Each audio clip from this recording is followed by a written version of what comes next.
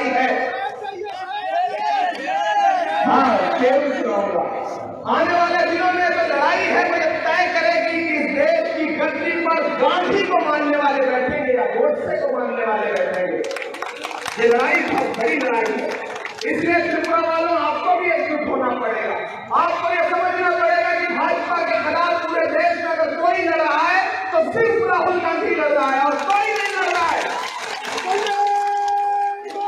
ये जो छोटी छोटी पार्टियां हैं, ये जो छोटी छोटी पार्टियां हैं, ये जो क्षेत्रीय दल है, इनके बस का नहीं है भाजपा के खिलाफ लड़ पाना।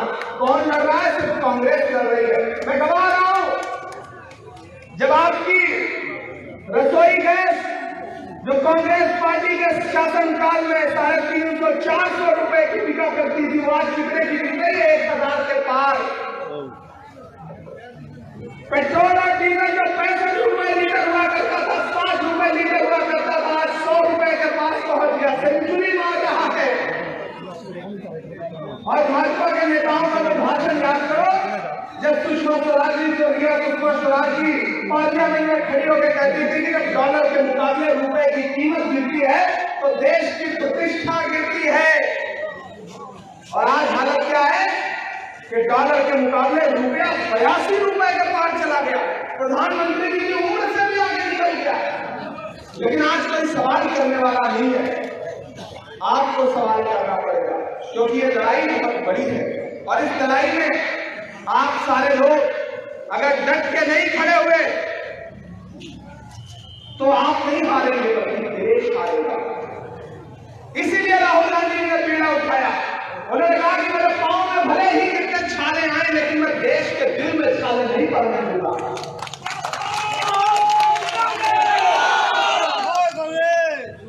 मैं गवा रहा हूं, 7 घंटे कांग्रेस पार्टी के 60 से ज्यादा सांसद इसलिए खाने में बंद रहे। क्यों? क्योंकि वो आपसे महंगाई के खिलाफ आवाज उठा रहे थे। वो कह रहे थे कि सरसों का तेल इतना महंगा कैसे हो गया। वो पूछ रहे थे कि आटा, चावल, दूध, दही पर जीएसटी कैसे लग गई। हम लगातार भाजपा की नीतियों के खिलाफ लड़ रहे हैं। मैं पहली बार आपके बीच में आया हूं। मैं पहले सियासत में नहीं हुआ करता था। मैं शायद हूं और मेरी पहचान तो शायद रही है। लेकिन 3 साल पहले जब राहुल गांधी जी से मिला और राहुल गांधी जी ने मुझसे कहा कि इमरान, राजनीति में आओ, राजनीति को अच्छे लोगों की जरूरत है।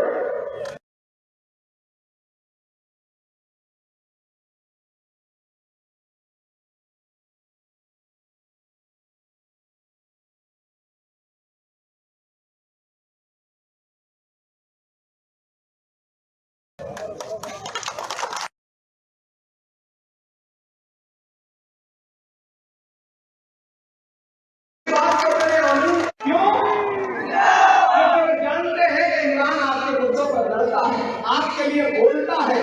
तो उन्होंने मुझसे कहा कि जिन चीजों पर तुम शायरी करते हो, जिन चीजों पर तुम नजर करते हो, उन मुद्दों को जाओ पार्लियामेंट में उठाओ, लड़ो अक़लियतों के लिए, लड़ो माइनॉरिटीज के लिए, लड़ो पिछड़ों के लिए, लड़ो दलितों के लिए, लड़ो इस देश के आईन को बचाने के लिए। मैंने उनकी बात की आमीन कहा और आज मैं पूरे देश में राहुल गांधी जी के कदम से कदम मिला करके खड़ा हूं और आपसे ये कह रहा हूं कि इस लड़ाई में जहां भी है, जैसे भी है, यात्रा में शामिल होने के लिए आप कर्नाटक और केरल तो नहीं पहुंच सकते, लेकिन अगर आप त्रिपुरा में भी बैठे हैं, कैलाश में भी बैठे हैं, तो आपके हाथ में सोशल मीडिया है, आपके हाथ में फेसबुक है, ट्विटर है, इंस्टाग्राम है, यूट्यूब है। राहुल जी का समर्थन करिए, क्योंकि मैं 2 अक्टूबर को, यकीन करिए आपने, 2 अक्टूबर को महात्मा गांधी जी का दिन था और उस दिन राहुल गांधी जी चल रहे थे पैदल और एक स्टेज पर इसी तरह खड़े होकर के भाषण दे रहे थे तो बारिश, बहुत बुरी बारिश बरसनी शुरू हुई। बहुत जोर जोर से पानी की बूंदें पड़ रही थी और मैं खड़ा देख रहा था और राहुल गांधी भाषण देते चले जा रहे थे। वो कह रहे थे कि कोई आंधी, कोई तूफान भारत जोड़ो यात्रा को रोक नहीं सकती।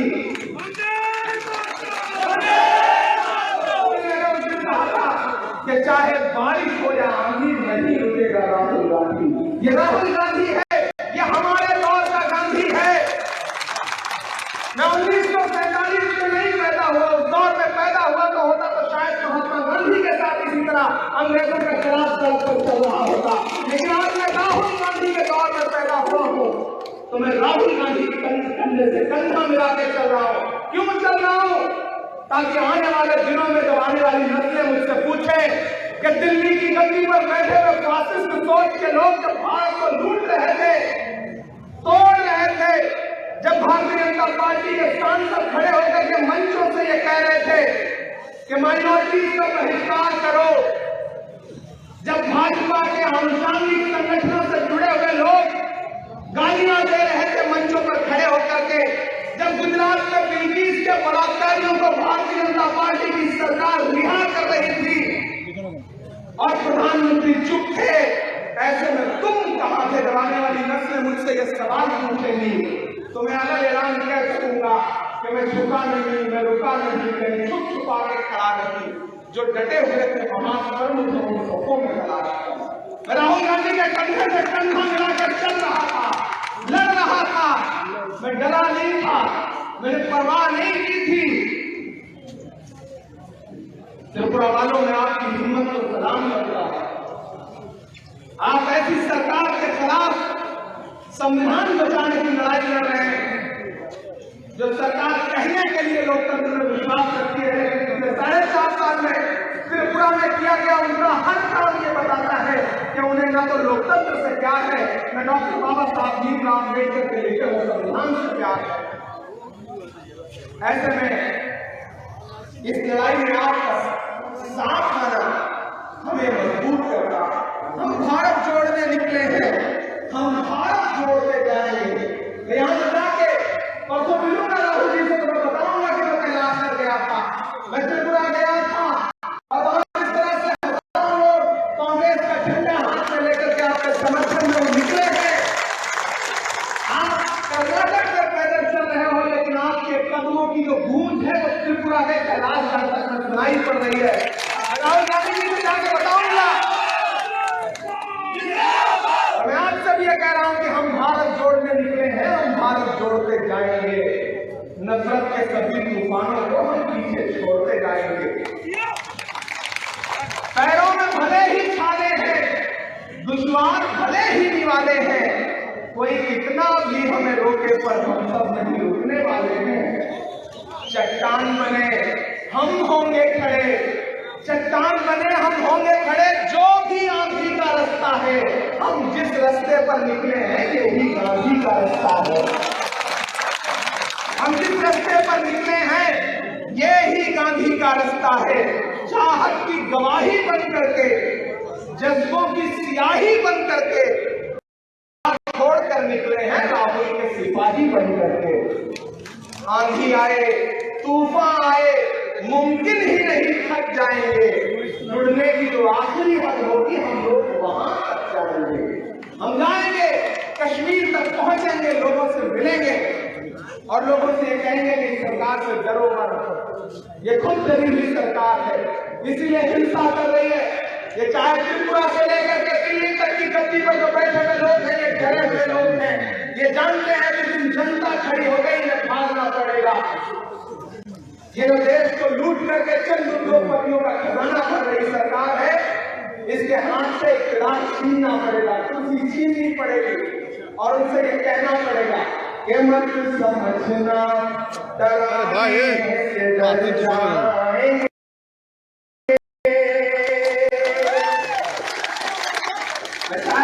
कोशिश करता हूँ थोड़ी देर आपसे टाइम में बात करूँ, जल्दी निकलना है क्योंकि हेलीकॉप्टर तैयार है, 1.5 मिनट तो से बहुत लंबा बाइक जाना पड़ेगा।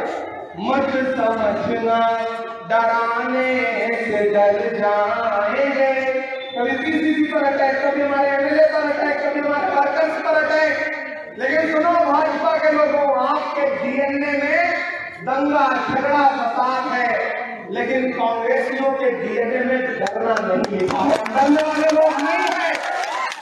के मत समझना डराने से डर जाएंगे, अब के सारी हदों से गुजर जाएंगे। मत समझना डराने से डर जाएंगे, अब के सारी हदों से गुजर जाएंगे। मौत के नाम का खौफ देता है क्यों? मौत के नाम का खौफ देता है क्यों? मौत जिस रोज आएगी मर जाएंगे। मत समझना डराने से डर जाएंगे। ऐसी ऐसी तस्वीरें आपको दिख रही है कि कोई बूढ़ी मां आकर के राहुल गांधी को गले से लगा ले रही है। रो पड़ रहे हैं लोग उनसे मिलकर के, वो कह रहे हैं कि देश को जोड़ने की जरूरत है। ये कांग्रेस है जिसने इस देश को 1947 में जब अंग्रेजों से छीना तो देश को संवारा, सजाया, खूबसूरत बनाया। और आज भाजपा के लोग सिर्फ और सिर्फ देश को बेचने के अलावा कोई और काम नहीं कर रहे। एक दिन पार्लियामेंट में नरेंद्र मोदी जी भाषण कर रहे थे। बताइए 70 साल में कांग्रेस ने क्या दिया? क्या दिया 70 साल में? क्या बनाया 70 साल में? राहुल गांधी जी उस तरह बैठे थे, उन्होंने कहा मत बताना इनको, जो भी बताओगी उसको भी बेच देंगे। इनका काम तो बेचने का है।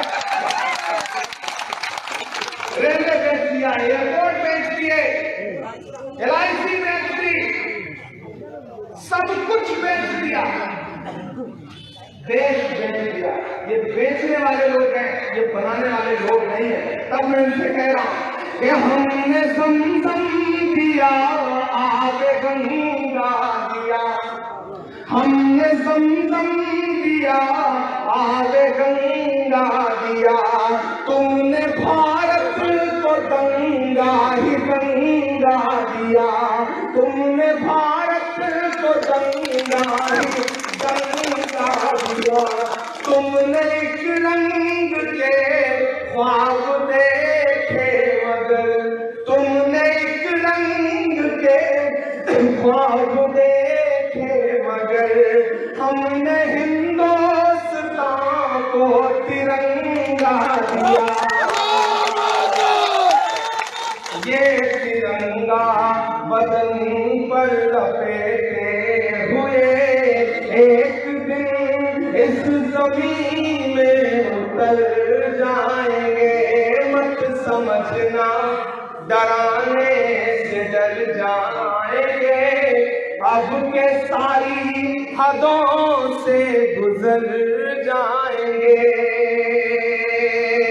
त्रिपुरा वालों, आखिर में बस आपसे इतना कह रहा हूं कि आज भाजपा के लोग राहुल गांधी जी से पूछ रहे हैं कि भारत को जोड़ने की जरूरत क्या है।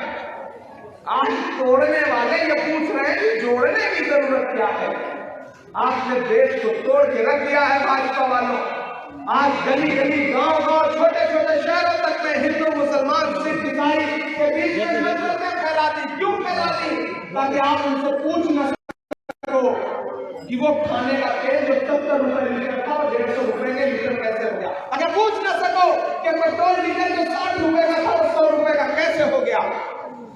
आप हिंदू मुसलमान में उलझे रहो, इकोनॉमी बर्बाद हो गई, देश बर्बाद करके रख दिया, महंगाई आसमान छू रही है, नौजवान रोजगार के लिए तरस रहा है। और नरेंद्र मोदी जी क्या कर रहे हैं? सिर्फ लच्छेदार भाषण दे रहे हैं। ऐसे में अब हमें उनसे कहना है कि नहीं, हम राहुल गांधी के साथ खड़े हैं। हम भारत को फिर से जोड़ेंगे और भारत को एकजुट करके जिस तरह से कांग्रेस ने सजाया संवारा है देश को, उसी तरह से फिर देश को आगे ले जाएंगे। एक बार फिर आप सारे लोगों का बहुत शुक्रिया अदा करूंगा। आप बारिश में भी हजारों की तादाद में जो निकल करके आए हैं, मैं उसके लिए एक बार फिर से आपका शुक्रिया अदा करते हुए कह रहा हूं कि पहली बार आया हूं, लेकिन आखिरी बार नहीं आया हूं। बार बार यहाँ आने की कोशिश करूंगा। जैसे हमारे